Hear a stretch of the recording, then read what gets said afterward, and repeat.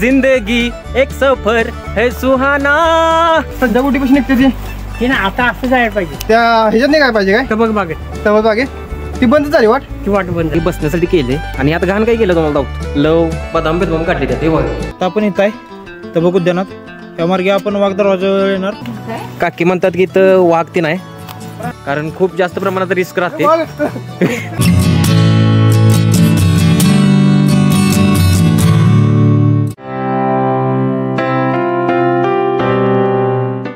आपल्या समोर जी प्रतिमा आहे ती बाजीप्रभू देशपांडे यांची प्रतिमा आहे.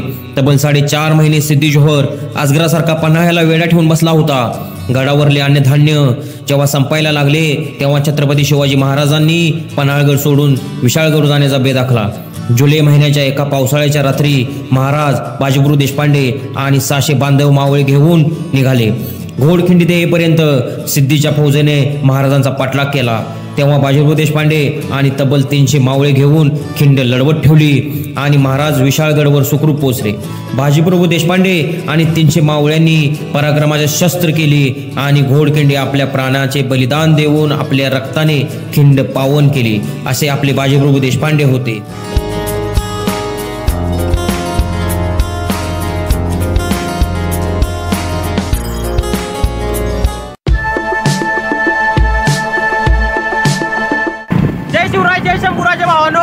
तर भावानो आज आपण चाललोय पन्हाळगड फिरण्यासाठी आणि आपण जाणार आहे एका पत्क जाणार आहे म्हणजे डोंगरावर एक वाट आहे आणि त्या वाटेवर आपण जाणार आहे वर.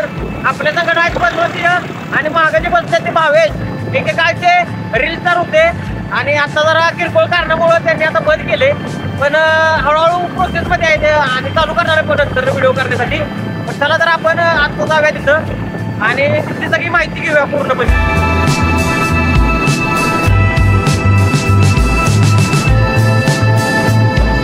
हा जो रोड सुरू जातोय का हा रोड मालेला वाघबीला जातोय आणि वाघबील बंद पाण्याला जातोय आणि आपण जायचं राईट साईडनं. आपण आता निघाली कोरपाळ्यात आणि कोरपाळ्याचं एक पर्यंत पन्हाळ्याला एक रोड जातोय.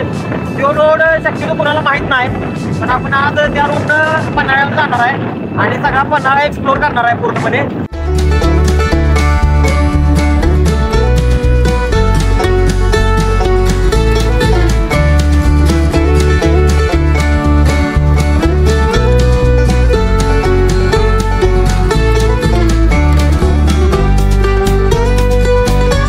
तर भावनो आपण आता थांबलोय.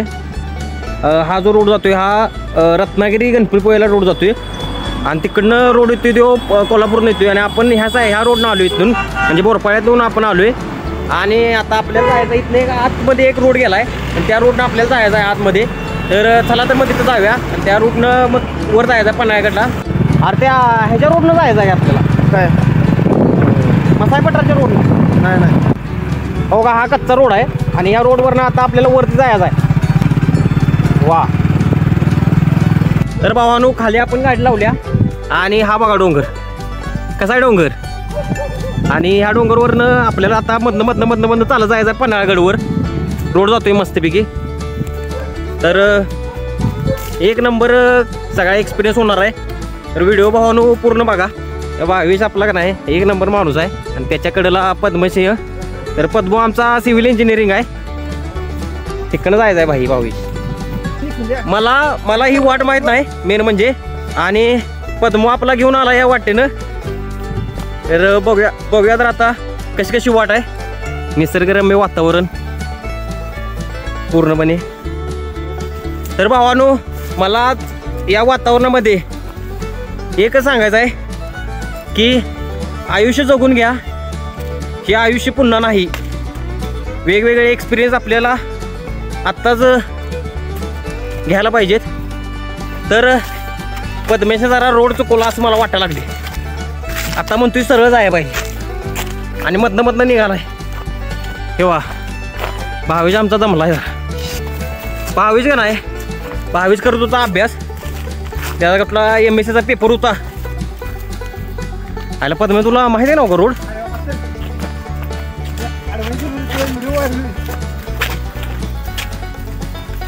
ऋत्या भावा तुझ्या आठवणी यायला लागल्या. तू की जाऊन बसला तिथं उत्तराखंडमध्ये. तर ऋतुराज आमचा इंडियन आर्मीमध्ये आहे आणि आता 1 तारखेला नव्हता तुम्ही 2 तारखेला गेले काय आणि 2 तारखेला तिकडे गेला आहे. आता त्याची ड्युटी तिकडे लागल्या उत्तराखंडमध्ये. तर भावाची आठवण खूप यायला लागल्या. उदय भाऊ आहे, उदय भाऊ गेला जम्मू काश्मीरला. ते पुढं जे डोंगर दिसते का तिथं जायचं आहे. भाव्या म्हणाला मी जातो परत घरला. आम्हा पन्नास किती किलोमीटर आहेत ना सध्या कुठे कशी निघते ती हे ना आता असं जायला पाहिजे. त्या ह्याच्यात नाही काय पाहिजे काय तबक बागेत तबक बागेत ती बंद झाली वाट. ती वाट बंद आहे.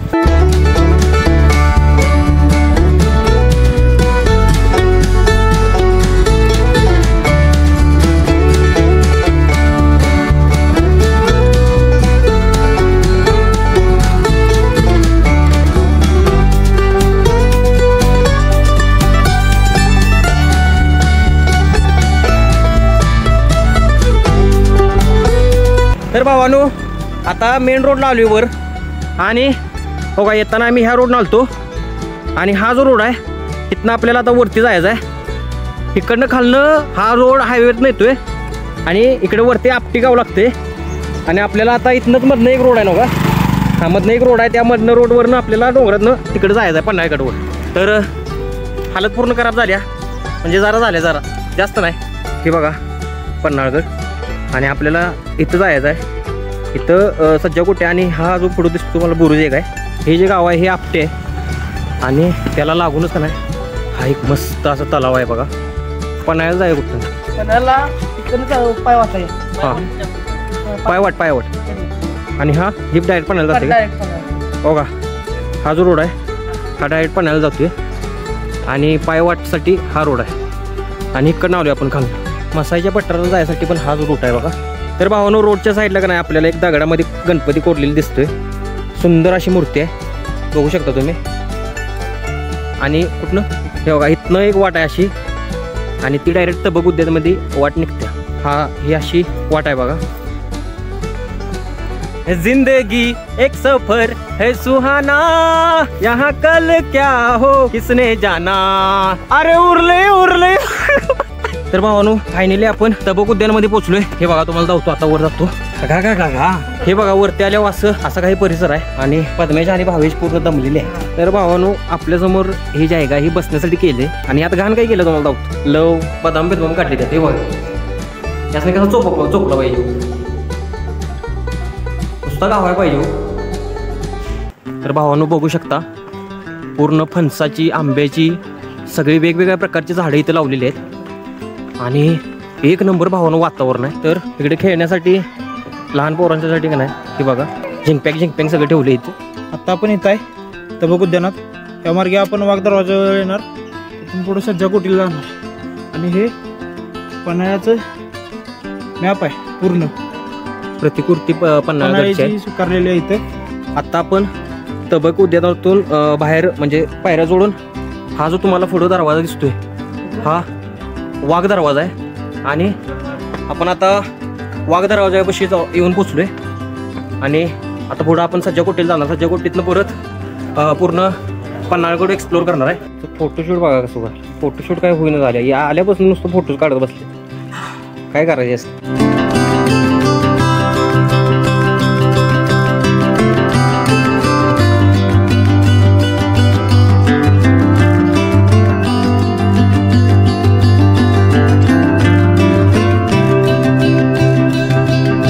हे बघा वाघ दरवाजाच्या आतमध्ये आपण का नाही असा एक तुम्हाला पायऱ्या दिसतील.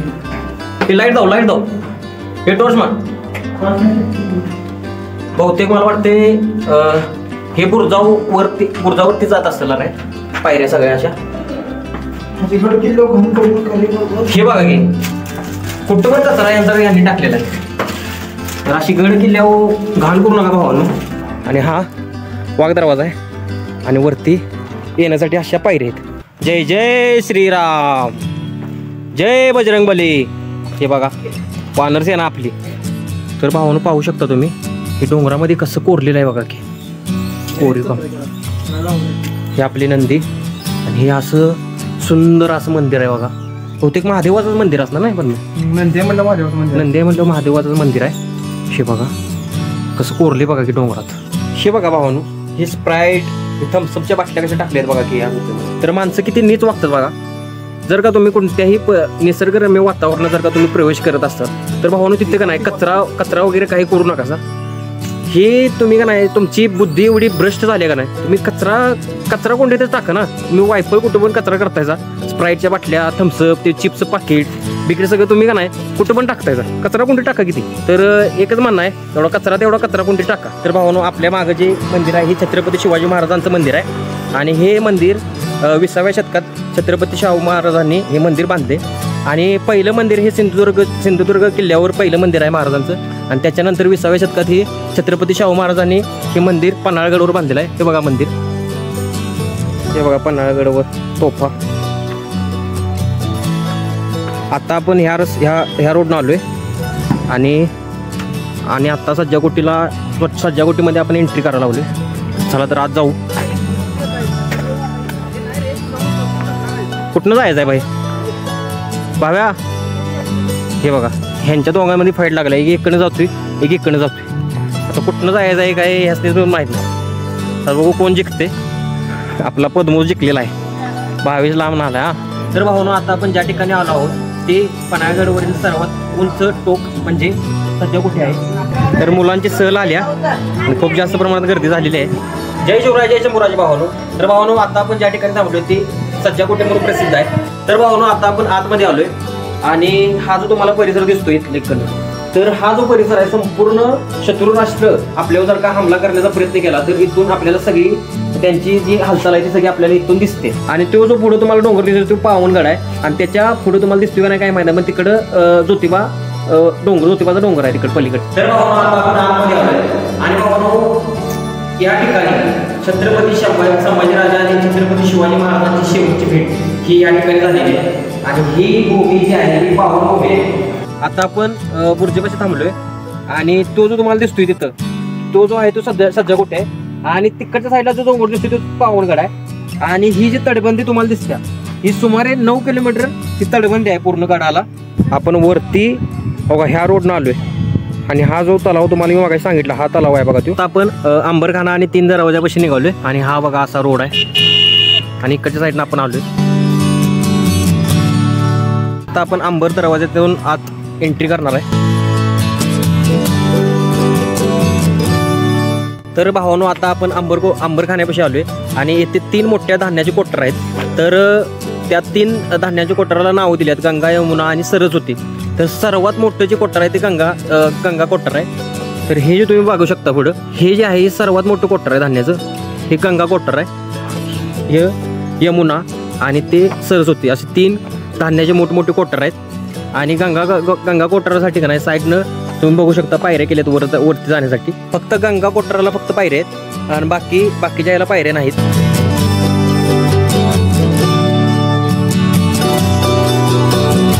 हे बघा, हे सर्वात मोठं कोटर आहे धान्याचं, गंगा कोटर. भावानं काय कोटर आहे बघा की, त्या काळचं कोटर म्हणजे अजून आहे असं उभं आहे. हेच आश्चर्याची गोष्ट आहे खूप. हे जे कोटर आहे हे यमुना कोटर आहे.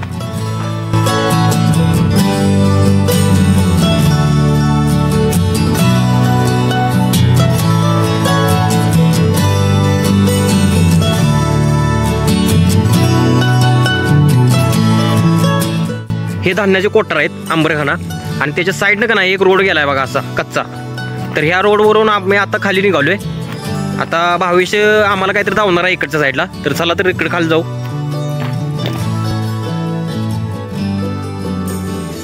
हे बघा, पन्हाळ्यावरील एक गुपित विहीर आहे.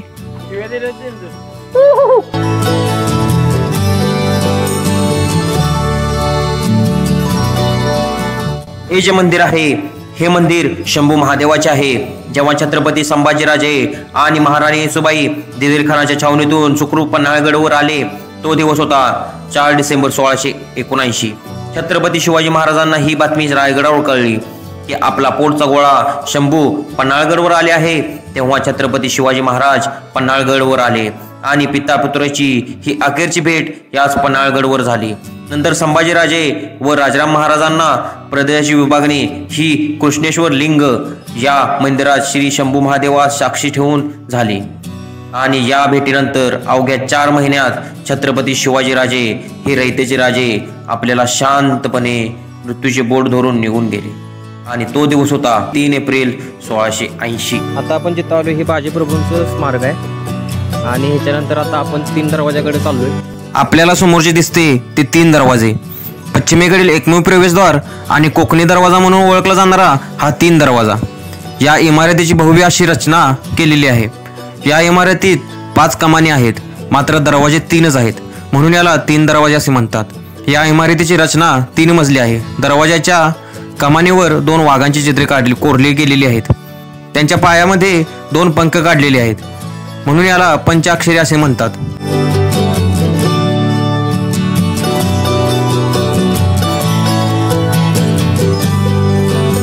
हे जे मंदिर तुम्ही पाहताय हे मंदिर आई अंबाबाईचं आहे.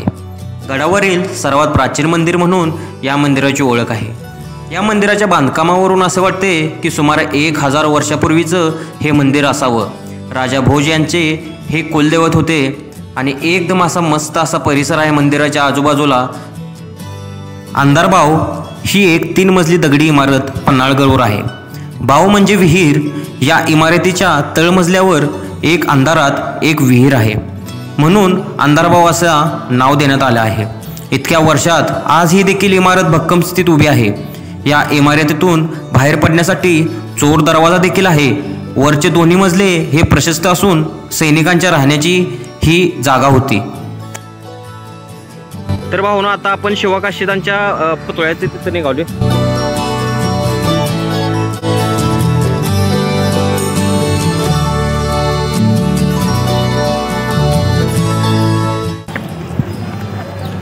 तर भाऊ महाराजांच्या काळातला हा तलाव आहे बघा, आणि अजून हा याचा तलाव आहे. 12 महिने पाणी असते या तलावामध्ये.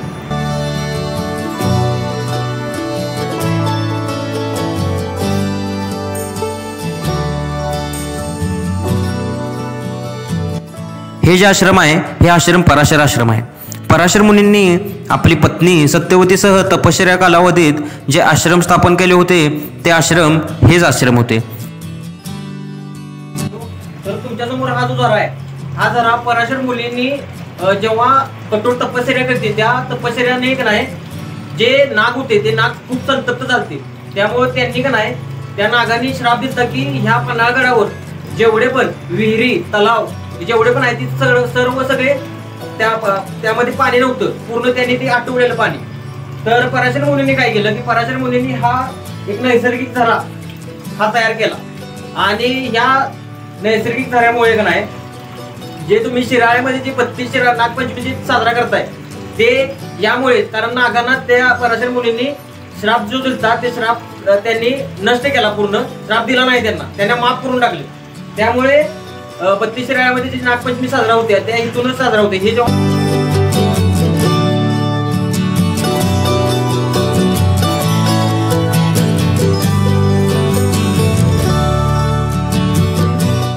हे तुम्ही पाहू शकता. मला वाटतं इथं एक दरवाजा असणार आहे, वरती येण्यासाठी एक मार्ग असणार आहे. आणि हे सगळं फोडले बघा, आता मला फोडले असं वाटते, बांधकाम नवीन करत असतील. तर भावानो हे घनदाट जंगल आहे आणि काकी म्हणतात की इथं वाघ ती नाही. काकी तुम्ही बघितलाय काय वाघ? तुम्ही बघितलाय का? लांबून बघितलाय काय? हा जो रोड जातोय हा शिवकाशीदांच्या समाधीच्या तिथे जातोय. तर आता आम्ही तिकडं निघालोय. त्या काकींनी आम्हाला प्रॉपर रोड सांगितलेला आहे. आणि भावानो इथं वाघ आहेत. संध्याकाळी 5-6च्या पुढे कोणी बाहेर निघत नाही घरातून, कारण खूप जास्त प्रमाणात रिस्क राहते. पद्म्या मर्दा भीती काय जाऊ नकोस. फायनली भावना आता आपण समाधीपाशी पोहोचलोय. गडाच्या पायथ्याला नरवी शिवकाशीदांची समाधी स्थळ आहे. आम्ही त्यांचं दर्शन घेण्यासाठी तिथे आलो आहोत. महाराज जेव्हा 600 मावळ्यांच्यासह पन्हाळगडवरून विशाळगडवरला जायला निघाले तेव्हा महाराजांच्या सारखेच दिसणारे शिवकाशीत हे होते. महाराजांच्या पेहराव्यास करून सिद्धी जोहरला चकवा देण्यासाठी पालखीत बसून नेहमीच्या मार्गाने निघाले. शिवाकाशीतला महाराज समजून सिद्धीच्या सैनिकांनी पकडले आणि सिद्धीसमोर हजर केले. तेव्हा अफजल खानाचा मुलगा फाजल खान याने ते शिवाजी महाराज नसल्याचे ओळखले आणि सिद्धीने शिवाकाशीत आणि त्यांच्याबरोबर असलेल्या मावळ्यांचे याच ठिकाणी शिरच्छेद केले.